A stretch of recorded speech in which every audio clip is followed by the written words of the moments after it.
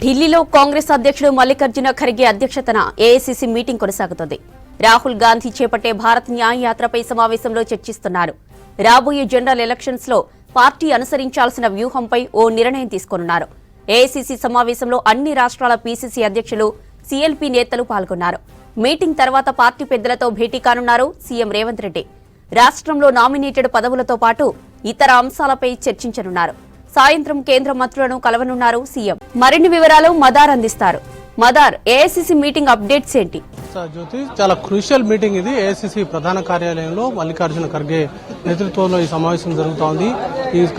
ఈ సమావేశంలో ఏఐసీసీ ప్రధాన కార్యదర్శులు, అన్ని రాష్ట్రాల పీసీసీ ప్రెసిడెంట్లు, అలాగే సీఎల్పీ నేతలు, కాంగ్రెస్ పార్టీకి సంబంధించిన పాలిత రాష్ట్రాల ముఖ్యమంత్రులు ఈ సమావేశంలో పాల్గొన్నారు. ముఖ్యంగా తెలంగాణ నుంచి రేవంత్ రెడ్డి కూడా హాజరయ్యారు. రాహుల్ గాంధీ, ప్రియాంక గాంధీ, కేసీ వేణుగోపాల్, జయరాం రమేష్ లాంటి సీనియర్ నాయకులు ఈ సమావేశంలో పాల్గొన్నారు.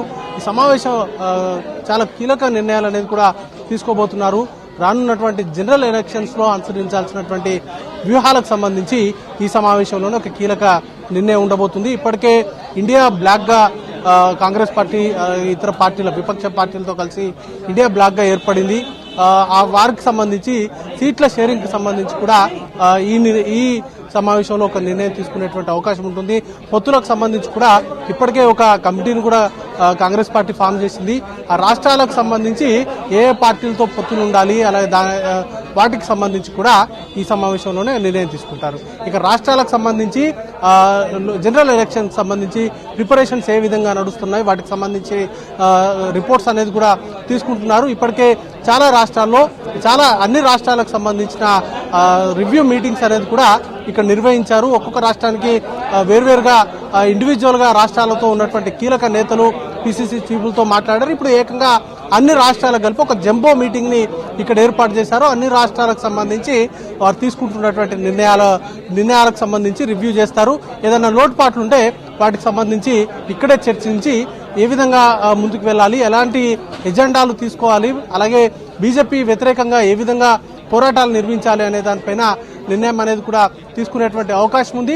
ఇప్పటికే తెలంగాణ రాష్ట్రం నుంచి ముఖ్యంగా లోక్సభ ఎన్నికలకు సంబంధించి ఇన్ఛార్జ్ల నియామకం జరిగింది. రాష్ట్ర స్థాయిలో మీటింగ్స్ కూడా కండక్ట్ చేశారు. ఇన్ఛార్జ్ల నియామకము, వీటన్నింటికి సంబంధించి కూడా మంత్రులకు సంబంధించి కూడా ఇన్ఛార్జ్లను వేశారు. వీటన్నిటిని కూడా ఈరోజు తెలిపేటువంటి అవకాశం ఉంది. దాంతోపాటు గాంధీ కుటుంబానికి సంబంధించిన సోనియా గాంధీ కానీ లేకపోతే ప్రియాంక గాంధీ, ఇద్దరిట్లలో ఒకరు తెలంగాణ రాష్ట్రం నుంచి పోటీ చేస్తే బాగుంటుందంటూ కూడా గతంలోనే తీర్మానం చేశారు. వీరే మోస్ట్లీ సోనియా గాంధీనే తెలంగాణలో పోటీ చేయించాలనేటువంటి ఆలోచనలో రాష్ట్ర నాయకత్వం ఉంది.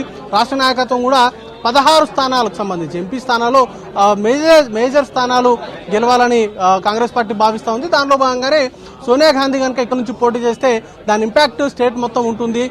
సౌత్ లో గతంలో రాహుల్ గాంధీ కూడా తన సొంత నియోజకవర్గం కాకుండా ఇటు కేరళలో కూడా 2 చోట్ల పోటీ చేశారు. కేరళలో వయనాడ్లో పోటీ చేసి అక్కడ గెలిచారు. సౌత్ లో కొంత కాంగ్రెస్ పార్టీకి చాలా బలం ఉంది.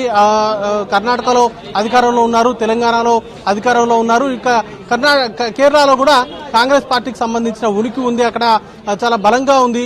దాంతోపాటు తమిళనాడులో కూడా డిఎంకేతో పొత్తులో ఉన్నారు. ఇప్పుడు ఆంధ్రప్రదేశ్ పైన కూడా పార్టీ బలోపేతం పైన ఫోకస్ చేశారు. సౌత్ రాష్ట్రాలకు సంబంధించి చాలా బలంగా ఉంది. ఇక నార్త్ రాష్ట్రాలకు సంబంధించి కూడా బలపడాలి. దానికి సంబంధించే ఇప్పుడు భారత్ న్యాయ యాత్ర పేరుతోటి రాహుల్ గాంధీ 2వ యాత్ర ప్రారంభం కాబోతా ఉంది. జనవరి 14 నుంచి మార్చి 20 వరకు యాత్ర ఉంటుంది. మణిపూర్లో యాత్ర ప్రారంభమవుతుంది. వాటికి సంబంధించి కూడా రోడ్ మ్యాప్ ఏ విధంగా ఉండాలి, ఎక్కడెక్కడ సభలు నిర్వహించాలి, దానికి సంబంధించిన ఏర్పాట్లు, రోడ్ మ్యాప్ పూర్తి స్థాయిలో వీటిపైన ఈ 2 కీలక అంశాలు, ఒకటి రాహుల్ గాంధీ భారత్ న్యాయయాత్ర, ఇంకొకటి లోక్సభ ఎన్నికలకు సంబంధించి ఎలాంటి చర్యలు తీసుకోవాలి, ఏ వ్యూహాలతోటి ముందుకెళ్లాలనే దానిపైన ఈ 2 అంశాలపైన కీలకంగా చర్చ రాబోతా ఉంది. వాటిపైన నిర్ణయం అనేది కూడా తీసుకుంటారు. ఇక ఈ సమావేశం ముగిసిన తర్వాత తెలంగాణ సీఎం రేవంత్ రెడ్డి ఇటు అధిష్టాన పెద్దల్ని కలవబోతున్నారు.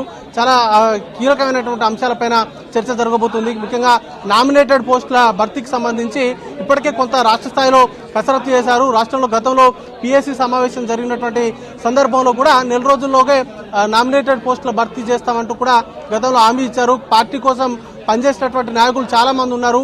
వారందరికీ కూడా సముచిత స్థానం కల్పిస్తామంటూ కూడా గతంలో హామీ ఇచ్చారు. ఆ మేరకు ఇప్పటి నుంచి నామినేటెడ్ పోస్టుల భర్తీ చేసినట్లయితే ఆ 5 ఏళ్ల లోపు ఆల్మోస్ట్ ఒక 3 సార్ల వాటిని భర్తీ చేసేటువంటి వెసులుబాటు ఉంటుంది. చాలా మంది నాయకులకి అకామిడేట్ చేయొచ్చు అనేటువంటి ఆలోచనలో రేవంత్ రెడ్డి ఉన్నారు. వాటికి సంబంధించిన అంశాలపైన కూడా చర్చించేటువంటి అవకాశం ఉంది. ఇక కేబినెట్ ఎక్స్పాన్షన్ గురించి కూడా చర్చ జరిగేటువంటి అవకాశం ఉంది. 6 పోస్టులకు సంబంధించి భర్తీ చేయాలి. వాటికి ఇప్పుడు భర్తీ చేస్తారా లేకపోతే లోక్సభ ఎన్నికల తర్వాత వాటిని భర్తీ చేస్తారా అనే దానిపైన కూడా క్లారిటీ రావాల్సి ఉంది. వాటిపైన కూడా చర్చించేటువంటి అవకాశం ఉంది. ఇక సాయంత్రము కేంద్ర మంత్రులతో ముఖ్యంగా గజేంద్ర సింగ్ షెకావత్ ని కలవబోతున్నారు. ఆయన జలశక్తి మంత్రి. ఆయనను కలిసి రాష్ట్రానికి సంబంధించిన ప్రాజెక్టుకు సంబంధించి ముఖ్యంగా పాలమూరు రంగారెడ్డి ప్రాజెక్టుకు సంబంధించి జాతీయ హోదా ఇవ్వాలి. ఇచ్చినట్లయితే ఆ ప్రాజెక్టు వేగవంతంగా పూర్తి చేయొచ్చు. దానికి కాస్ట్ అనేది కూడా కేంద్ర ప్రభుత్వం భరిస్తుంది. దాంతో రాష్ట్రానికి చాలా వరకు భారం తగ్గేటువంటి అవకాశం ఉంటుంది. ప్రాజెక్టుల నిర్మాణానికి సంబంధించి జాతీయ హోదా గతంలో బీఆర్ఎస్ ప్రభుత్వం ఉన్నప్పటికీ కూడా ప్రత్యేక హోదా వాటికి జాతీయ హోదా అనేది కూడా సాధించలేకపోయింది. ఇప్పుడు ఒకవేళ జాతీయ హోదా కనుక రాష్ట్రంలో ఉన్నటువంటి ఒక ప్రాజెక్టుకు వచ్చినట్లయితే ఖచ్చితంగా దాని ఇంపాక్ట్ అంటే కొంత ఆర్థికంగా భారం తగ్గేటువంటి వెసులుబాటు ఉంటుంది. కాబట్టి ఆ దిశగా ప్రయత్నాలు అనేది కూడా ముమ్మరం చేస్తా ఉన్నారు. రేవంత్ రెడ్డితో పాటు నీటిపారుదల శాఖ మంత్రి ఉత్తమ్ కుమార్ రెడ్డి ఇద్దరు కూడా సాయంత్రం గజేంద్ర సింగ్ షెకావత్ ని కలవబోతున్నారు. రేపు కూడా కొంతమంది కేంద్ర మంత్రులను కలిసేటువంటి అవకాశం ఉన్నట్టుగా తెలుస్తోంది. వాటికి సంబంధించి ఇంకా క్లారిటీ అనేది కూడా రావాల్సి ఉంది. జ్యోతి.